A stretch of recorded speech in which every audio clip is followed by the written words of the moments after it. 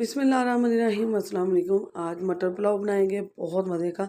इसके लिए प्याज को ब्राउन किया, लहसुन अदरक डाला, सब्ज़ मिर्च पीस कूट के डाली और टमाटर कट करके डाले। इसमें सुरख मिर्च डाली, गरम मसाला, ज़ीरा पाउडर, नमक डाल के हमने इसकी अच्छी से बुनाई कर ली।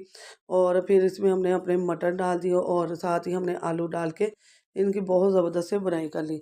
और मटर पुलाव बहुत मज़े का बनता है। सर्दियाँ हैं तो सर्दियों में मटर बहुत अच्छे आते हैं, तो ये लाज़मी ये डिश बनती है। सर्दियाँ हैं और मटर पुलाव ना बने ये तो हो ही नहीं सकता।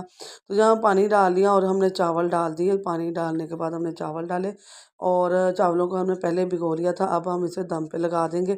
दम पे लगाने के बाद आपको दिखाते हैं। अल्हम्दुलिल्लाह जी अल्हम्दुलिल्लाह, इतने ज़बरदस्त और मज़े के लगे हमारे ये चावल। और इसकी फुल वीडियो देखना चाहते हैं तो डेली फूड पर ज़रूर जाइएगा, फुल वीडियो पर लाजमी जाइएगा, आपको बहुत प्यारी प्यारी रेसिपी मिलेगी। तो यहाँ हमारे मटर पुलाव हो चुके हैं तैयार।